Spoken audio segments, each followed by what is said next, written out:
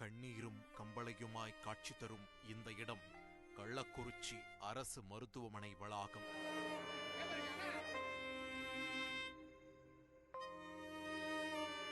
ஒன்றல்ல இரண்டல்ல, கிட்டத்தட்ட 50க்கும் மேற்பட்டோர் வயிற்றுவலி, வாந்தி, தலைவலி என அட்மிட் ஆகியிருக்கிறார்கள்.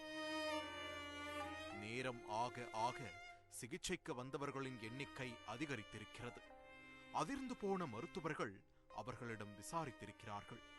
அதில்தான் பாதிக்கப்பட்ட அத்தனை பேரும் கள்ளச்சாராயம் குடித்திருப்பது தெரிய வந்திருக்கிறது.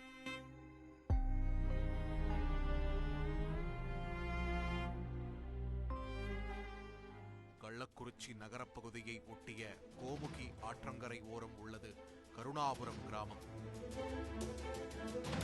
சம்பவம் நடப்பதற்கு முந்தைய நாள் இரவு அந்த பகுதியைச் சேர்ந்தவர்கள் கள்ளச்சாராயம் குடித்திருக்கிறார்கள். அடுத்த நாள் காலை திடீரென உடல் நலன் பாதிக்கப்பட்டு மருத்துவமனையில் அனுமதிக்கப்பட்டிருக்கிறார்கள்.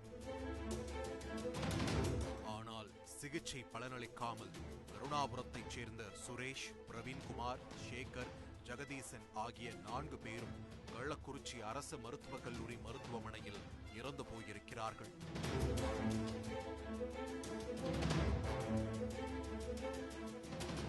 இந்த சம்பவம் காட்டுத்தீ போல கருணாபுரம் மற்றும் அதன் சுற்றுவட்டார கிராமங்களுக்கு பரவ ஆரம்பித்தது. அதன் பிறகுதான் கள்ளச்சாராயம் குடித்த பலர் உடல் நலன் பாதிக்கப்பட்டு கள்ளக்குறிச்சி அரசு மருத்துவமனைக்கு படையெடுக்க தொடங்கியிருக்கிறார்கள்.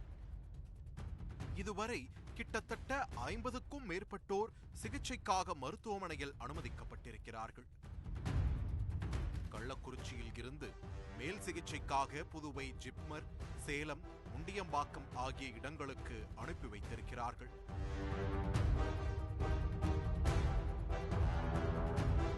கள்ளச்சாராயம் குடித்து இதுவரை 9 பேர் பலியானதாக அதிகாரப்பூர்வ எண்ணிக்கை வெளிவந்திருக்கிறது.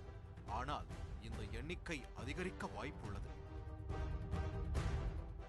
தமிழ்நாட்டை கொதிப்படைய வைத்த இந்த சம்பவம் தொடர்பாக போலீசார் கள்ளச்சாராய வியாபாரி கோவிந்தராஜ் என்பவரை கைது செய்திருக்கின்றனர்.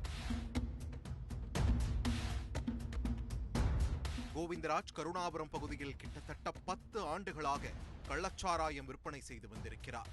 பலமுறை போலீசார் அவரை கைது செய்திருக்கிறார்கள். தற்போது அவரிடமிருந்து 200 லிட்டர் கள்ளச்சாராயத்தை பறிமுதல் செய்திருக்கின்றனர். அதை ஆய்வு செய்ததில் மெத்தனால் கலந்திருப்பது உறுதியாகியிருக்கிறது. கருணாபுரத்தில் மட்டுமல்ல, கச்சிராபாளையத்தில் உள்ள மாதவச்சேரியிலும் கள்ளச்சாராயம் குடித்து பலர் மருத்துவமனையில் அனுமதிக்கப்பட்டிருக்கிறார்கள்.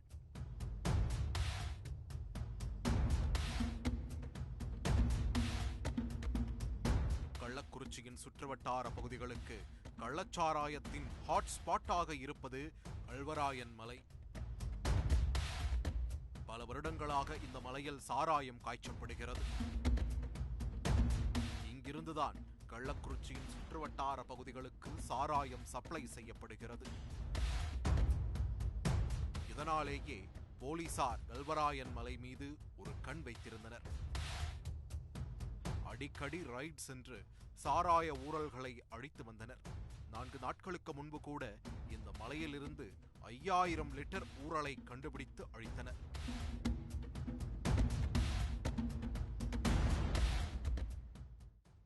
போலீசார் பேரலாக சாராய ஊழலை அழித்தாலும், செக் போஸ்ட் போட்டு கண்காணித்தாலும் இந்த மலையில் சாராயம் காய்ச்சுவது மட்டும் நின்றபாடில்லை. கருணாபுரத்தைச் சேர்ந்த சாராய வியாபாரி உட்பட கள்ளக்குறிச்சியின் சுற்றுவட்டார பகுதிகளில் உள்ள அனைத்து வியாபாரிகளும் கல்வராயன் மலையில் இருந்துதான் சாராயம் வாங்கியிருக்கலாம் என்று சொல்லப்படுகிறது.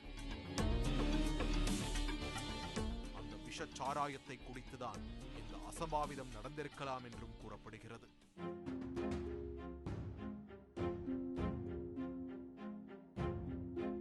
பெரும் கொந்தளிப்பை ஏற்படுத்தி இருக்கும் இந்த சம்பவத்தில் கள்ளக்குறிச்சி மாவட்ட ஆட்சியர் ஷர்வன் குமார் ஜடாவத் பணியிடை மாற்றம் செய்யப்பட்டிருக்கிறார். கள்ளக்குறிச்சி மாவட்ட கண்காணிப்பாளர் சமைசிங் மீனா தற்காலிக பணியிடை நீக்கம் செய்யப்பட்டிருக்கிறார். மேலும் மதுவிலக்கு அமலாக்க பிரிவைச் சேர்ந்தவர்கள் கூண்டோடு மாற்றப்பட்டிருக்கின்றனர். இந்த வழக்கை தீர விசாரிக்கவும் தக்க மேல் நடவடிக்கை எடுக்கவும் சிபிசிஐடியிடம் ஒப்படைக்க தமிழக முதலமைச்சர் ஆணையிட்டுள்ளார். முழுமையான விசாரணைக்கு பிறகே இந்த சம்பவத்தின் உண்மை பின்னணி தெரியவரும்.